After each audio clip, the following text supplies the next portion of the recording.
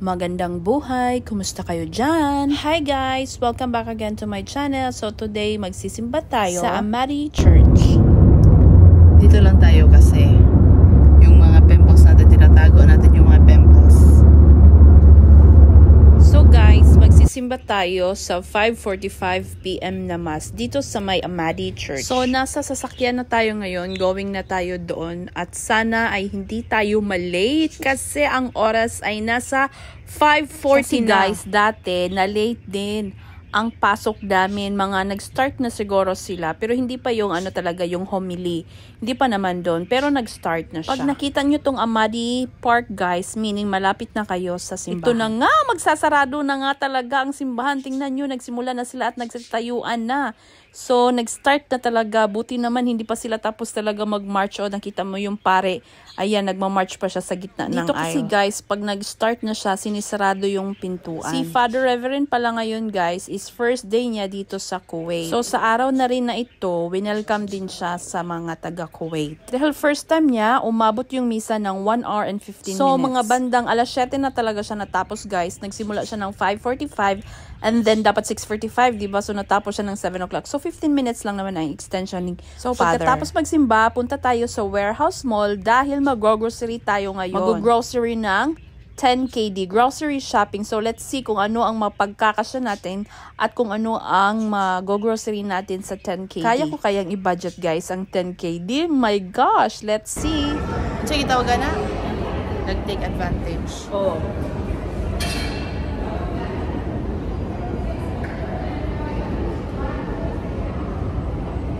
Hindi ko na alam guys kung anong pinagchichika ko dyan. Basta ang alam ko, pagkatapos magsimba, is kumain muna dito sa may IKEA. So ang order natin ngayon is meatballs. Ang walang humpay na meatballs na meron siyang kubos. Tubig lang tayo for today's video. Hello, this is hummus. This is hummus. So this is how you will eat. Take the bread. Take the bread like this. And then you need to dip it like this. And then eat.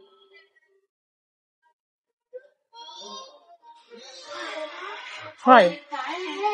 To make the story short guys, so kumain na ako ng dinner and then, kasi maingay ang background, may umiiyak na bata guys. So yun, hindi na ako nakapagkuha ng video. Pagkatapos noon, pumunta muna sa toilet, tapos nasisiyan ako kasi ang ganda ng toilet nila, o diba?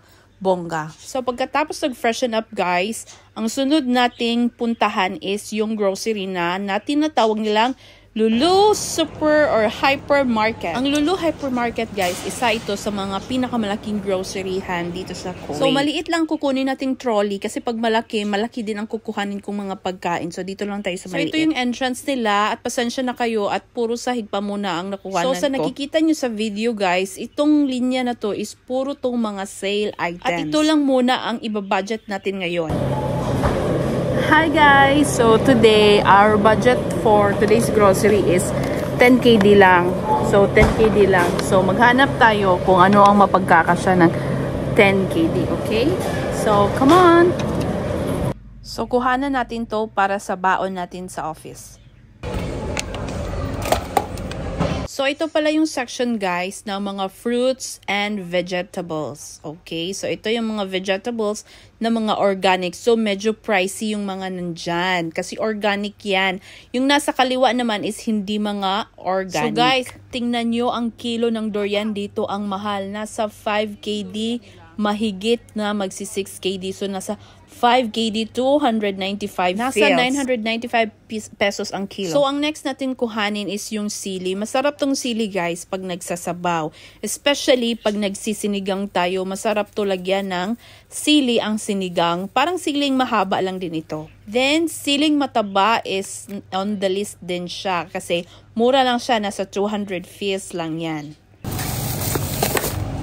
Ang next na nasa listahan is ang saging. So, kailangan natin ng saging kasi minsan sa umaga, nagbo-boiled egg lang ako at saka saging.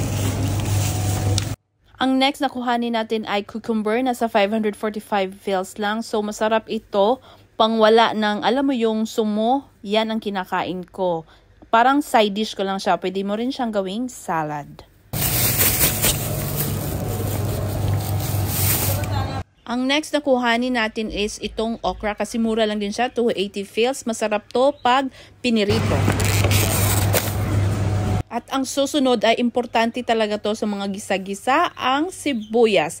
Ang walang humpay na sibuyas na mura lang siya dito sa Middle East, guys. Nasa 245 fils, so mga nasa 40 kilo. 40 kilo, mura lang ba yun?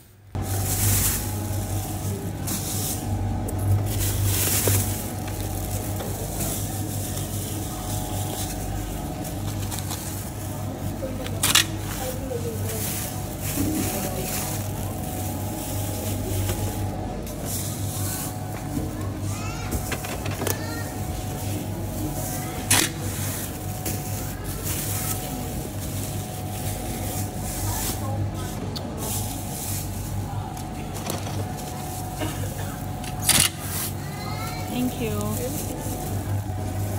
So guys, tapos na tayong magpakilo ng mga fruits at vegetables natin. So ang next stop over natin is mga isda na, mga meat. So let's see kung anong available na isda at saka anong available na meat. So yung binili kong isda guys is mumurahin lang, yung pang prito lang kasi nakakamiss din minsan yung pritong isda, 'di ba? Kasi palagi na lang tayong manok, walang humpay na kamanukan, guys. Kahit maraming manok, guys, bibili pa rin tayo ng manok. So ito na nga yung manok na bibilihin natin, yung chicken wings.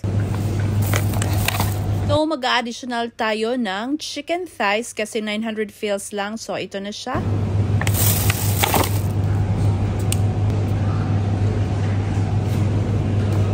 Let's go!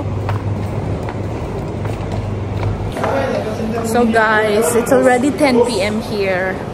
So nagana pa tayo, nakaka 4.5 na tayo. So meron na lang tayong 5.5 KD, okay? So kukuha tayo ng oyster sauce.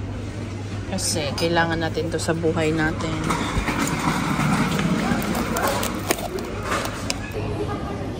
So guys, naka 5 KD na tayo. So ang kulang na lang is 4 KD para sarado na ang 10 KD. So, let's see.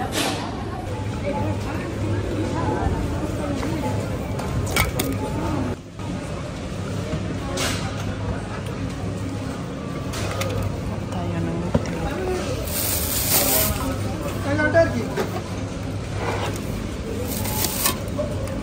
next is Colgate. So, kukuha tayo.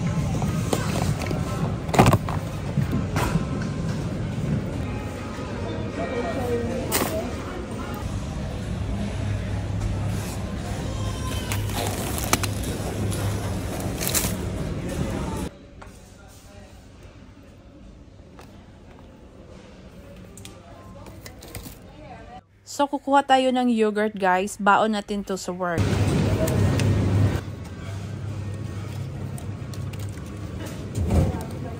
So, andito na tayo sa cashier. So, magbabayad na tayo.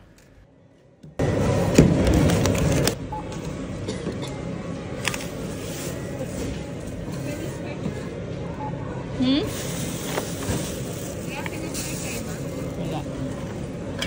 Happiness card. Galing happiness card. Always happy. Thank you. Ha? So yan, pinapunch na ni ate yung mga items natin at nagtatanong pala siya kanina kung may happiness card tayo. Parang siya, parang points siya, tapos i-redeem mo siya pag meron ka ng enough points na may equivalent naman siyang mga item na kailangan mo siyang i-redeem. Parang lang din, parang kagaya lang din sa mga Pilipinas na mga grocery. Hindi na ako nag-avail, guys, kasi marami na rin akong ganyan. Iba't ibang grocery, merong magtatanong sa'yo ng ganyan. Hindi ko naman din nire-redeem yung mga points, 'di ba? So walang use lang din unless talaga meron silang discount, parang ganun.